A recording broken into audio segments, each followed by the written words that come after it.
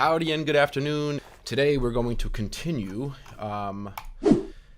our discussion that we ended last week with building your business, getting clients, and I'm going to try to run through these slides. Some of the stuff is stuff you might have heard already, but there's a few really good resources I want to share with you when you get into the stage of building a website. We ended last week. If you haven't watched part one of this series, I encourage you to watch part one. We talk about the first 3 to 6 months of your business, getting referrals from friends and family, getting your first clients, writing your first case studies. We're going to get more into the details of proper case study writing. Probably in the next lecture, maybe the lecture after, we'll see.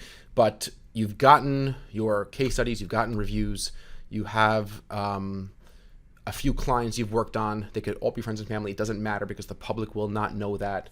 And you're now ready to develop a very high quality professional online presence. And we ended last week's lecture by talking about how so many of you, so many websites, not you necessarily, but so many websites I've seen fall so far below the benchmark of professionalism and quality that's necessary to make a positive impact and to sign deals, especially if you want to start advertising through Facebook ads and through Google ads.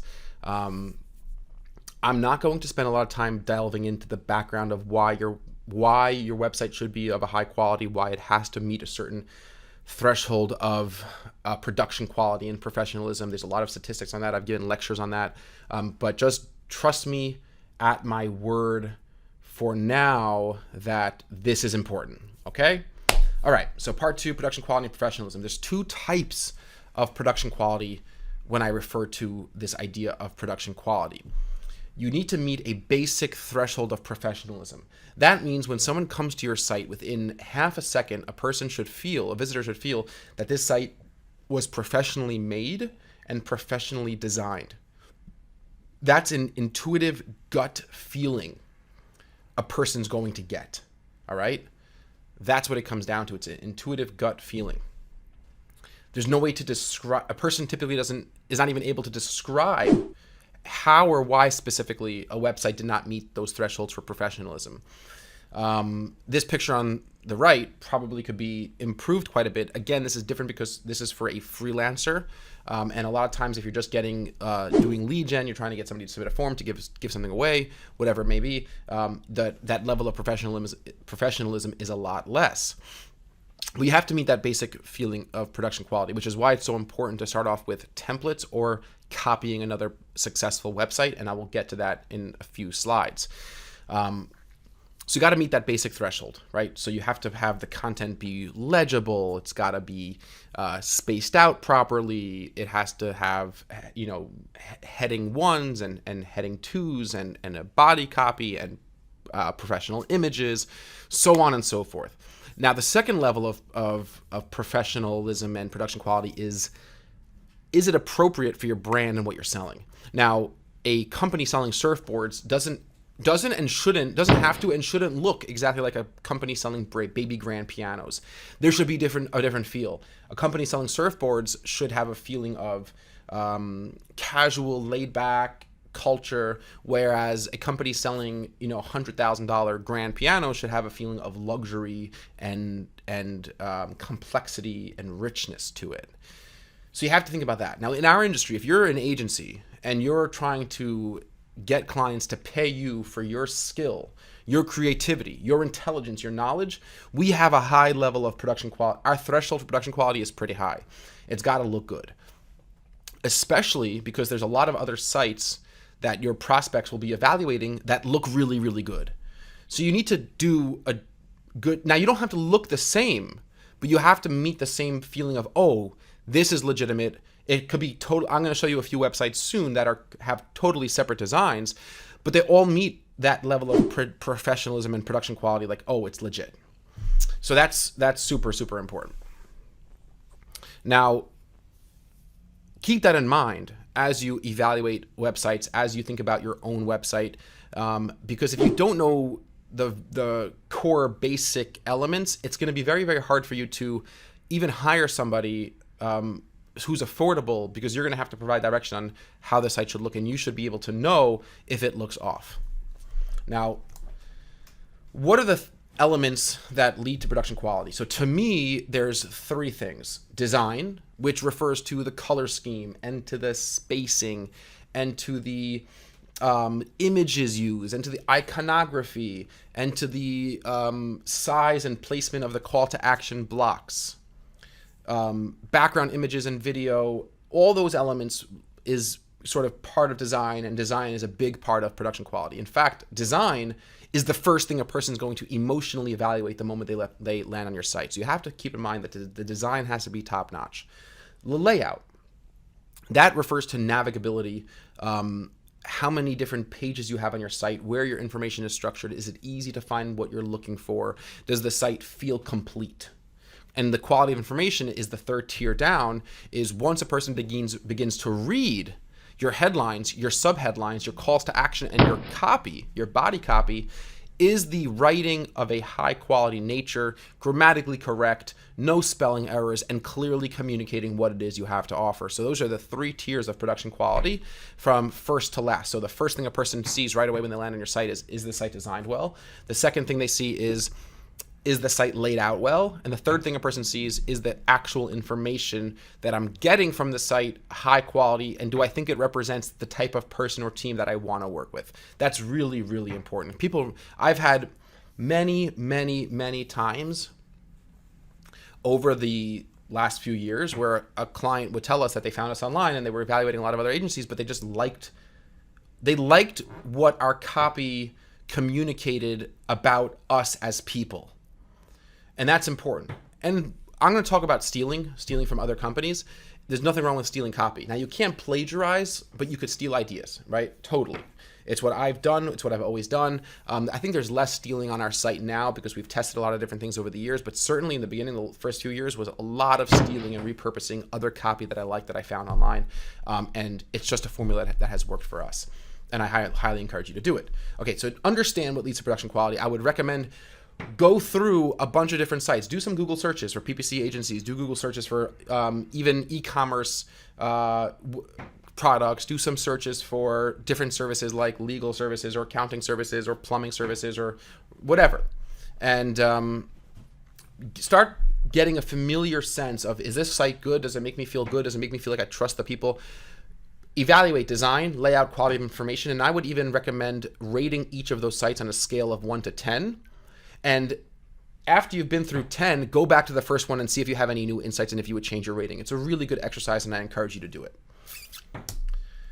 Now, how do you begin? Like, okay, you understand these concepts, but what about yourself? Like, you want to build a site that really looks good. And I would also encourage you, even if you have a site, even if you've spent a good deal of time on your site, be willing to scratch it, delete elements, and go from the beginning. There's nothing wrong with doing that, okay? I really think that that's not too bad of an idea. I know this from like firsthand experience after spending like a huge amount of time, on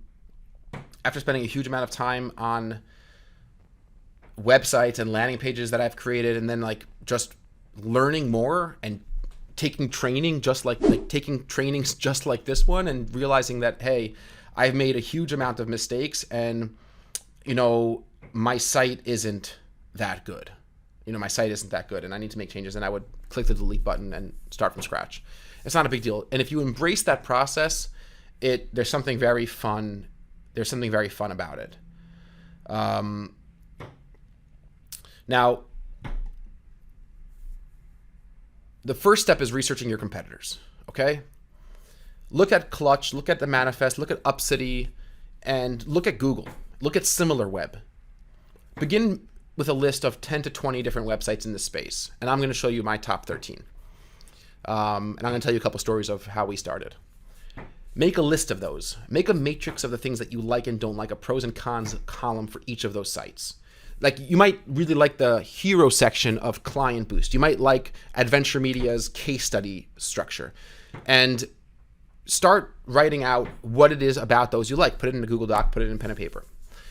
Once you have decided which elements of which sites you like and which ones you don't, begin wireframing out just very, very basically like sections and overall blocks that sort of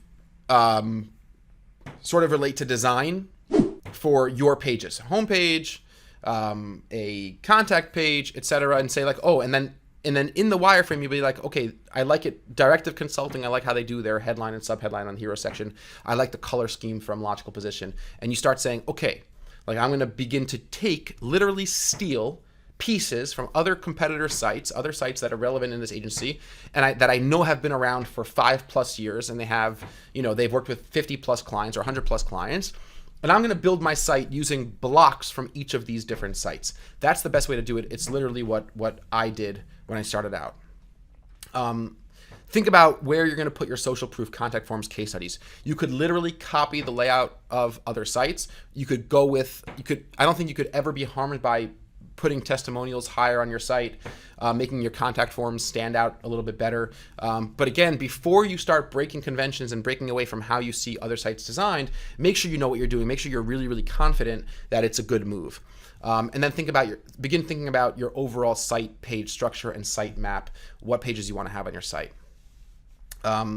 So like this idea of stealing it might like rub you the wrong way. It might seem like something you don't want to do, but listen, okay, maybe it's not something you want to do, but it's certainly something that I did starting out, and it was what was good for me. It was what worked for me. I am not a web design expert. It's not my background. I'm a psychology. I have training in psychology and art, and I don't really know how to design a website well. So I'm just going to copy. So I copied. And then there was a time where literally I copied our homepage. It was like a sidebar layout with the contact form on the right-hand side. And there was like a hero section in blue, whatever. Like I really copied it, like most of the homepage pixel for pixel. I even used some like Google Chrome plugin to measure the height of the menu bar and to measure the width of the content container. And I use a CSS Google Chrome like inspector or some plugin up here to get the text size and the actual font used. And the colors I copied, and there was nothing wrong with that. Not only was my conversion rate most likely significantly improved as a result, it taught me a lot about web design. Because by copying sites that are legitimate, again, of course, you have to be copying sites that are getting business, and you should be able to get a sense by looking at the top digital agencies that you see all the time, and looking at the different aggregator sites like Clutch, etc. You should be able to get a pretty good sense of what types of companies are doing business through their websites and which ones aren't. So you copy, right? You take a look at what you like and you copy. And I was using Squarespace to do it. I used Unbounce at some point. And I'm going to get into the platforms in a second. Okay, but that's what you do. You start taking a look. Now, I've made a list of 13 sites that I think you could start taking a look at. And these are ones that I've looked at all of these over the years. And in the beginning, before we did more of a custom redesign of our site, which we have now, I copied from them. So White Shark Media, Logical Position, Disruptive Advertising, Directive Consulting, Adventure Media. By the way, if you like anything on our site, let's go to our site. Feel free to copy. And I'm happy to. I would love to see. Show me. Send me if you copy from us and our layout or our structure. Send it to me. I'd be thrilled to see it. Okay, so there's nothing wrong with copying, and you could copy from us if you like what we have.